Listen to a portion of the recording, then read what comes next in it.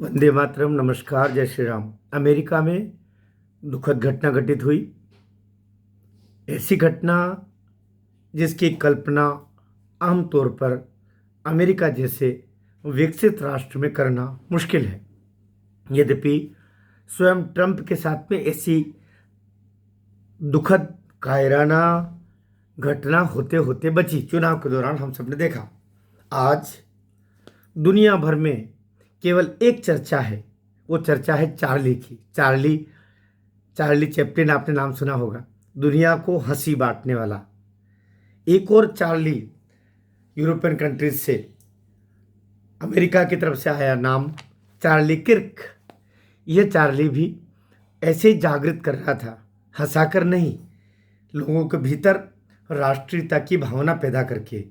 हर राष्ट्र में रहने वाला व्यक्ति अपने राष्ट्र के प्रति चेतना जागृत करने का काम करता है। भारत में रहने वाला मैं जैसे भारत के लिए करता हूँ, पाकिस्तान में रहने वाला पाकिस्तान के लिए करेगा, नेपाल में रहने वाला नेपाल के लिए करेगा, ब्रिटेन में रहने वाला ब्रिटेन के लिए करेगा, अमेरिका में रहने वाला अमेरिका के लिए राष्ट्रीय चेतना जगाने का काम करेगा।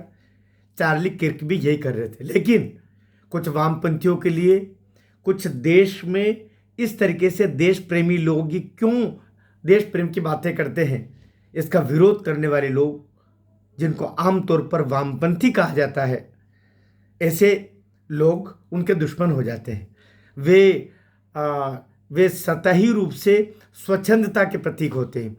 वो एक चोला ओढ़ के रखते हैं मानवतावाद का, और मानवतावाद के नाम पर वो कहते हैं सबको देश में आने दो, सबको यहाँ खाने दो, सबको मजे करने दो, किसी को देश से निकालो मत, यदि तुम्हारे साथ में कुछ अत्याचार हो जाए सहन कर लो। जैसे महात्मा गांधी ने कभी ये बोला था ना कि अगर हिंदू स्त्रियां ये विधर्मियों का जो अत्याचार है बर्दाश्त न कर पाएँ और उनके पति की हत्या कर दी जाए तो वे अपने आत्महत्या स्वयं कर ले, विधर्मी के हाथ पड़ने के बजाय।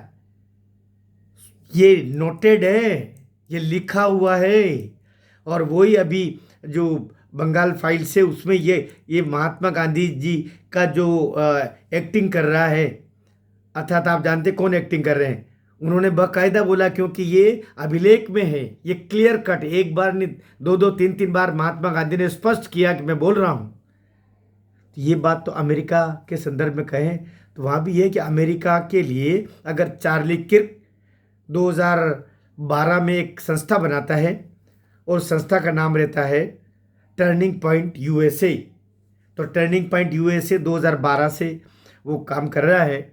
और उसमें वो अमेरिका, राष्ट्रवाद और साथ में अपने धर्म की बात, ये धर्म का क्रिश्चियन धर्म होगा, निश्चित रूप से वो ईसाई था, तो वो अपने धर्म, अपने राष्ट्र और राष्ट्र की चेतना को लेकर के कार्यक्रम किया करता था विश्वविद्यालयों में, और अमेरिका में विभिन्न कॉलेजेस, शैक्षणिक संस्थाओं में डिबेट्स किया करता था। मीडिया का बड़ा चेहरा था। और यही खटकने लगा।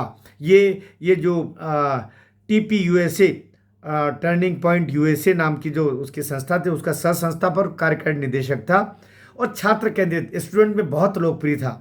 और मीडिया में, चैनल्स में, उसके पॉडकास्ट में उसके लगातार वो रिपब्लिकन पार्टी के भी कार्यक्रमों में उसके भाषण खूब चर्चित होते थे, क्योंकि वो उतना ही लोकप्रिय था।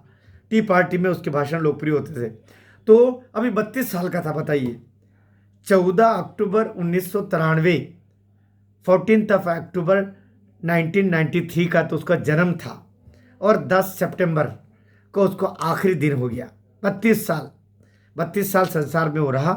लेकिन वो ट्रंप का मित्र इसलिए बना कि ट्रंप भी अमेरिका फर्स्ट कहते कहते आया है। अभी भी अमेरिका फर्स्ट भी कह रहे थे, यद्यपि दुनिया की दृष्टि में वो खलनायक बन गया, टेरिफ टेरिफ टेरिफ बोलते हुए।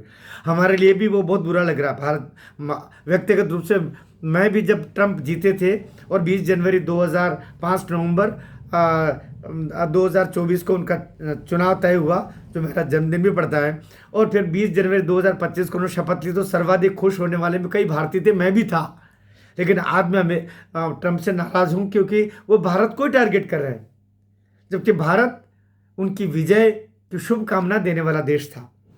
सभी भारतीय उनकी जीत में, क्योंकि बाइडेन का जो था वो वामपंथी शासन था, यद्यपि इस बार जो खड़ी हुई थी वो भारत की एक तरीके से भारत मूल की थी, लेकिन उसके बावजूद भी ट्रंप के जीत में भारतीयों ने अपनी प्रसन्नता व्यक्त की थी। लेकिन वे अमेरिका फर्स्ट, टेरिफ लगाएंगे, रूस से तेल क्यों खरीद रहे हो, फलाने से ये क्यों खरीद रहे हो, सबके दादा बन करके उन्होंने काम किया और परिणाम स्वरूप कि वे हमारे दृष्टि में भी खराब हो गए। हम बात कर रहे हैं चार्ली किर्क की, जो अब इस संसार में नहीं रहे।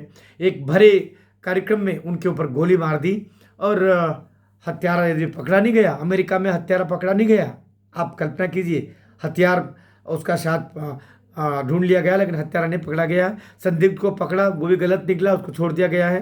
निश्चित रूप से बहुत जल्दी पकड़ा जाएगा, लेकिन अमेरिका में ये घटना मान के चलिएगा, वो देश जहाँ पर एक दो राष्ट्रपति भी पहले इसी तरीके से असमय चले गए, जो इतिहास उठा के हम देखते हैं, तो हमारे देश में भी आदरणीय इंदिरा गांधी जी की हत्या हुई है, राजीव गांधी की हत्या हुई है। ये दुखद है, ऐसा होना नहीं चाहिए, लेकिन चार्ली किर्क खुले जनता के बीच में, स्टूडेंट्स के बीच में उसका ये हुआ, अत्यंत दुखद हुआ है। और इसको प्रेसिडेंशियल अवार्ड देने का भी ट्रंप ने घोषणा की है। एक अच्छी बात है, लेकिन मरने वाला तो मर गया, आप कितने अवार्ड दे रहे हो, अच्छी बात है लेकिन दुखद है। मैं सोचता हूँ कि इस पर अमेरिका भी सबक लेगा और ऐसे हत्यारे जो निश्चित रूप से जिनके तार कहीं ना कहीं वामपंथ से जुड़ेंगे, वहाँ पर भी उन लोगों से तार जुड़ेंगे जो इस देश का भला नहीं चाहते हैं, जो कहीं न कहीं अमेरिका को चरागाह बनाने में लगे हुए हैं। जैसे भारत को भी चरागाह बनाने में लगे, नहीं सब आने दो उनको। हमारे यहाँ राहुल गांधी ऐसे ही बोलते हैं, आने दो, खाने दो भारत को। लेकिन ये ठीक नहीं है। अमेरिका में भी इसी बात का विरोध कर रहा था चार्ली किर्क कि अमेरिका धर्मशाला नहीं है, कोई भी आकर के और यहाँ पर घुस जाए, उनको खिलाफ कार्रवाई होना चाहिए। ट्रंप का वो परम प्रिय था और ट्रंप की ये व्यक्तिगत क्षति मानी गई है। मैं सोचता हूँ कि अमेरिकियों का जो क्रोध है, आवेश है, उसको ध्यान में रखते हुए यथाशीघ्र हत्यारे को पकड़ करके और सरेआम दिया जाना चाहिए। भारत माता की जय।